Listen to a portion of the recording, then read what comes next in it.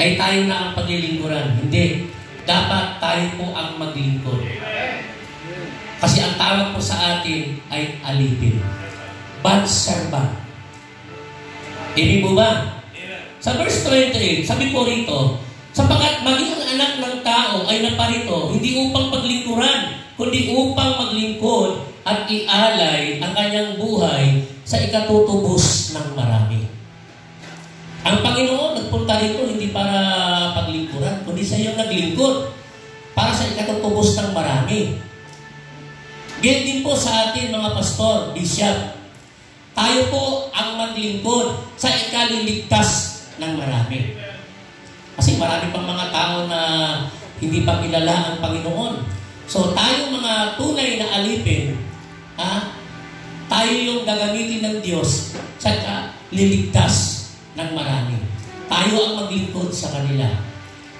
Purihin ang Panginoon. Pangalawa, dahil may bishop tayo i-o din, so nilagay ko rito pangalawa, singsing. Alam mo ba ibig sabihin ng singsing? Sabi po rito, sa Luke chapter 15 verse 22, ngunit tinawag ng Ama ang kanyang mga alila, madali, kunin ninyo ang pinakamagandang damit at bihisan ninyo siya. Suotan ninyo siya ng singsing at bigyan ninyo siya ng sandalyas. Ang singsing po mga kapatid, ito po ay authority. Amen. Ang otoridad, ito po ay karapatang mamuno, magpasya, mag-utos, at magtagda ng patakaran. So kayo, mga pastor, bishop, bilang kayo ay tagapanguna sa mga iglesyang pinagkakatiwala sa inyo ng Panginoon, kayo po ay mayroong otoridad o karapatang mamuno sa mga tupang pinagkatiwala sa inyo, magpasya, mag-utos, magtagda ng mga patakaran na dapat gawin sa iglesia. Amen? Amen.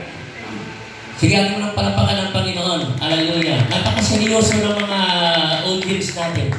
Oo. Huwag kayong magulat. Si Bishop Romy lang po ito. Hindi po ako ang Santo Papa. Kaya masyadong magulat. Purihin ang Panginoon. Pangatlo, mga kapatid, ang tungkod. No? May tungkod si Bishop Edmond. Talagang kakaibang tungkod. Nakakasilaw yung tungkod niya. Ano yung ting niya? Sabi po ng aklat ng Mika, Kapitulo 7, talatang 14, sa King James Version, sabi po rito, patnubayan mo ang iyong mga tao gamit ang iyong tungkod, ang kawan ng iyong mana. Kahit na sila'y namumuhay mag-isa sa kagubatan ng bundok ng Carmelo, pakainin mo sila sa basan, galaan na gaya noong mga araw. Sa mababaw na salin, sabi rito, Yahweh, patnubayan mong gaya ng isang pastol ang iyong bayan. Ang bayan na iyong pinili, bagamat sila'y nag-iisa sa ilang, napapalibutan naman sila ng masaganang lupain. Hayaan mo silang manirahan at manginain sa sariwang pastulan ng basang galaan gaya nung unang panahon. Sige po, ating palapakan ang Panginoon. Alam po ba ibig sabihin ng tungkod, mga kapatid? Ang tungkod po, ito po'y ginagamit ng mga lingkod ng Diyos. Kapag po yung mga alaga natin, yung mga anak ng Diyos, yung mga tupa, pag nalihis po sila ng mga ng landas, ang tawag po nito ay direction. Ituturo mo ganon. Amen. Direction. Ano po ba ibig sabihin ng direction? Direction means guidance and instruction from God to His people. Amen. Amen. So, kailangan, mga pastor, i-apply natin yung sinabi ng Bible sa Romans 11 verse 22. Ang Diyos ay mabuti at mabagsik. Hindi pwedeng ang pastor sobrang mabait. Naaabuso tayo. Tama ba yan? Si Pastor Edgar, mabait ito eh. Pero ngayon, mag-iiba na ito. Oo. Kailangan mabait at mabagsik. Si Lord nga, mabuti at mabagsik. Amen? Amen. Oo. Kailangan merong tough love. pastor pala ay tender, hindi tender care ha, tender, loving, understanding, sa tough love. So, i-apply po natin yan, mga kapatid, sa mga iglesyang ipagkakatiwala o pinagkatiwala ng Panginoon sa atin. Hallelujah. Ano pa, mga kapatid? Bukod sa direction, correction. No? Ano yan? Pag mali nga, talagang babaliktarin mo yung tungkol mo, di ba? Kaya nga pangkawit na ganyan yan. O, kakalawitin mo sila. So, correction. Purihin ang Panginoon. Ang ibig sabihin po ng correction, upang iwasto at alisin ang anumang mali. Upang pigilan ang anumang maaring maging sanhi ng pinsala. Diba? Kaya maraming mga church ngayon nagkaroon po ng division, pagkabahagi. Bakit? Hindi agad napigil yung magiging sanhi ng pinsala. Kaya mahalaga, alam natin na tayong mga lingkod ng Diyos, sabi nga ng Bible, sa 2 Timothy chapter 3 verse 16, sabi dito, the Bible said, all scripture is profitable for correction and instruction in righteousness. Diba? Ang salita ng Diyos nagagamit sa pagtuturo, pagtutuwid, pagsansala, pagsaway sa ikabubuti ng bawat isa. Kaya mga lingkod ng Diyos, mga pastor, huwag kayong matakot. Kayo ang itinalaga ng Panginoon sa church, kayo dapat ang masunod. Amen. Purihin ang Panginoon. Next, pang-apat, itong patungkol po sa balabal natin. Sabi po ng Biblia, John chapter 13, verse 4 and 5, sabi po rito, kaya't siya'y tumayo mula sa yung ating, Bishop Brian, yung ating planggana, tubig, i-ready na. Sabi po ng John chapter 13 verse 4 and 5, kaya't siya'y tumayo mula sa hapag, nag-alis ng panlabas na balabal at nagbigkis ng tuwalya sa baywang. Pagkatapos, naglagay siya ng tubig sa palanggana at sinimulang hugasan ang paa ng mga alagad at pinunasan ng tuwalyang nakabigkis sa kanyang baywang. So, ngayong umaga, kung ano po yung nasusulat sa banal na kasulatan, yun lamang po ang ating i-apply. No? Kasi, yung iba kasi ay pinapaluhod, pero sa atin, hindi po natin pinapaluhod. No? Kung ano yung nasusulat, what is written is written. Amen. Hallelujah. So, nasaan ko yung yung ating tuwalya? Okay. Maghubad po kayo mga kapatid ng sapatos, medyas. At ngayon ay tulad ni Jesus, sabi niya, kalaba, tanggalin mo na.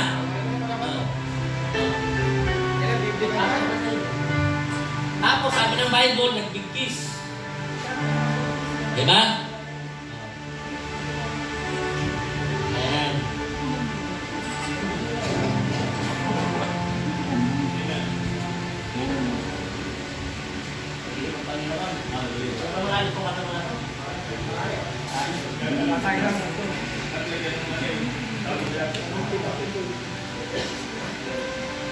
Dapat pinagaling ka na.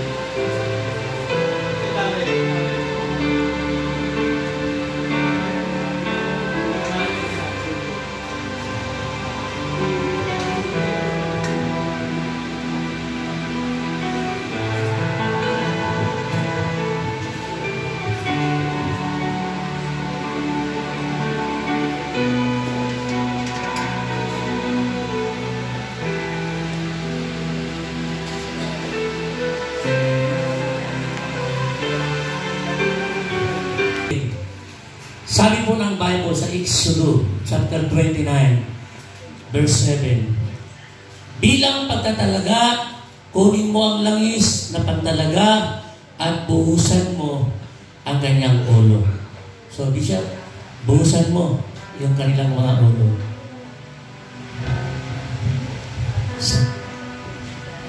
Okay, yamang nakita na po tayong lahat at nakita po natin, narinig ang seremonya ng pagtatalaga. Kayo po ba'y handa na talaga sumabak sa inyong tungkulin? Amen. Mga lingkod ng ating Panginoon. Ito po ay hindi posisyon, kundi tungkulin po ito. Amen. Na ating gagampanan sa harap ng ating Diyos. At kung nakita niyo ginawa ni Bishop Romy kanina, hinugasan yung inyong paa, yan po ay simbolo na kung saan kailangan nating kubarin kung ano man meron tayo. Ang Panginoon, tinanggal niya ang kanyang pagkapanginoon, naging alipin, hinugasan ng paa ng kanyang mga anak at sabi, kung akong Panginoon nyo na hinugasan ko inyong mga paa, dapat din kayong maghugasan. Katulad ng nabanggit ni Bishop Romy kanina, hindi po tayo paglilingkuran, tayo po ang maglilingkod. At yamang natapos ng seremonya, ngayon itatalaga namin kayo bilang mga bishop at pastor na kung saan mag-aalaga ng tupa ng ating Panginoon at ang langay sa simbolo ng kapangyarihan ng Banal na Espiritu na siyang sa inyo ngayon magpakailanman.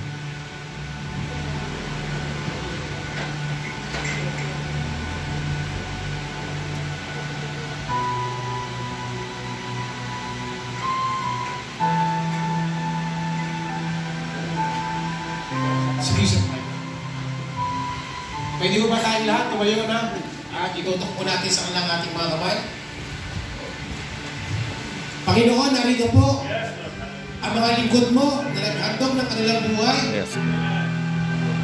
Ang bishop at mga pastors na magagamit mo, Panginoon, sa iyong kabasan sa panibagong taon ng 2025.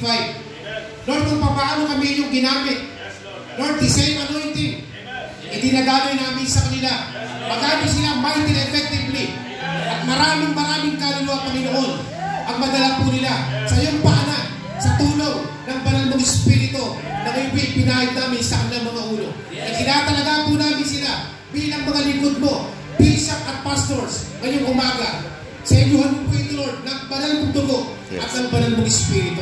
At naniniwala kami, Panginoon, magiging maalam ang kanilang paglingkod itong taong ito hanggang sa dating ng mga panahon. Magagamit mo sila, Panginoon. Sila po yung maibaba sa iyong paanan at ang Panginoon Jesus lamang ang madakila sa kanilang mga buhay. Maraming salamat po, Lord. Sinesenyohan namin ang singsing ang lahat ng ito sa kapangyarihan ng Banal mong Espiritu. Maraming pong salamat, Ama, sa iyong mapagpalang kamay. Ipinagkakatiwala po namin ang mga lingkod mo ito na sila mula ngayon ay magagamit mo na mightily, effectively sa pangalan ni Jesus. Sa pangalan ni Jesus. Amen. Amen. Tayo pong lahat ay tumayo. Hallelujah. Bago tayo mag-close, umawit tayo ng isang awitin. Tayo kayo, mga kapatid. Awit tayo ng isang awitin sa Panginoon. I'm reaching for your heart, my life in your hands, drawing me closer to you. I feel your power. Nothing compares to this place where I can see you face to face. I worship you, Spirit and truth. I'm reaching for your heart, your